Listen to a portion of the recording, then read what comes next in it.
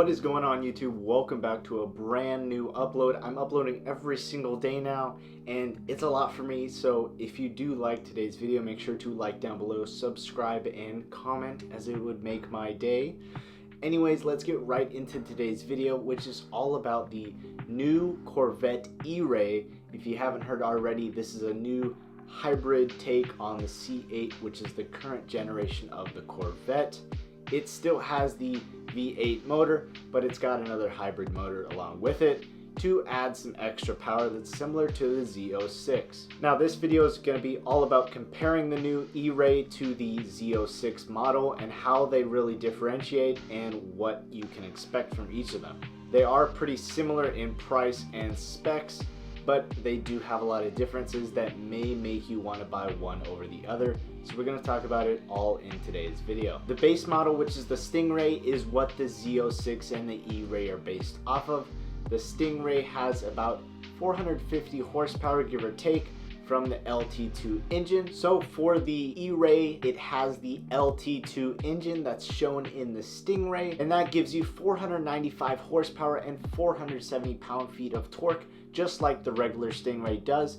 It borrows the same exact engine, but it has something a little different in the frunk. So in the frunk, you actually have a 160 horsepower, small, tiny hybrid engine. It's literally like this big. It's so tiny, but it makes a lot of power. They did adjust some things in the front to fit that in there quite nicely, but it adds an extra 160 horsepower to get up there near the Z06 range. So with this additional 160 horsepower electric motor in the front, you now have access to 655 horsepower, which is similar to the Z06 and what it's capable of. So the E-Ray uses the 8-speed dual clutch automatic transmission. Same goes for the Z06, although the Z06, the final drive, has shorter gearing to make it a little more zip. So we can't forget that the Z06 actually has a different motor than the LT2, and it has the LT6 flat plane crank engine, which is also a V8 that pushes out 670 horsepower with the additional 460 pound-feet of torque. And obviously this is a big jump from the base Stingray that only has 490 horsepower. In terms of performance, the E-Ray and the Z06 are pretty much neck and neck. The 0 to 60 time in the E-Ray is 2.5 seconds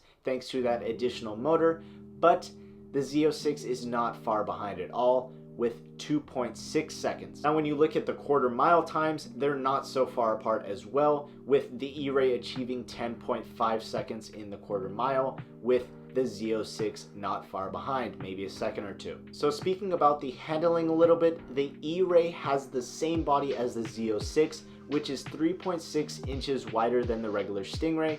It's got a beefier stance to it, and it looks pretty cool even though it's only less than 4 inches wider. So with this in mind, you are going to have the handling more so like the Z06, considering that it's going to have wider tires and the wider frame. Considering that it's going to be the first all-wheel drive Corvette, it's going to be a lot different in the handling, and we'll just see how it compares to the Z06. So moving towards the tires and that whole wheel package, the Z06 actually came with only summer tires as the default, but this new E-Ray is having all seasons put on it, and to pair with that, they're having Brembo brakes, which are very high quality brakes, put on as the standard equipment of the E-Ray, although it is only optional on the Z06. And considering that they have about the same power, give or take, I'm not sure why the Brembos are optional on the Z06, which actually costs more than the E-Ray. As far as fuel economy, a Corvette is not the most fuel economy. You think of fuel economy, you think of a Prius, but this is going to get you more miles per gallon. So while the regular base Stingray has about 26 miles per gallon, give or take, the Z06 cuts that nearly in half with 12 miles per gallon.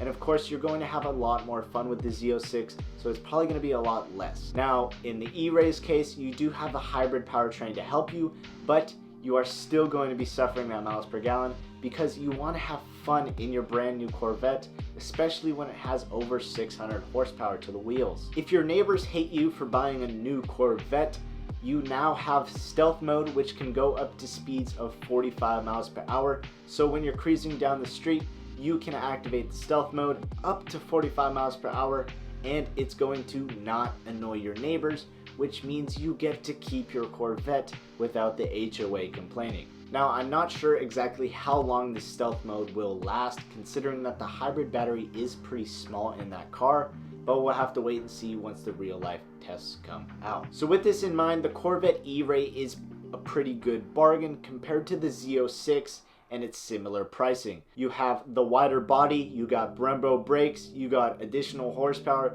you have all-wheel drive, you have everything you need in a Corvette to make it an absolute beast on the streets.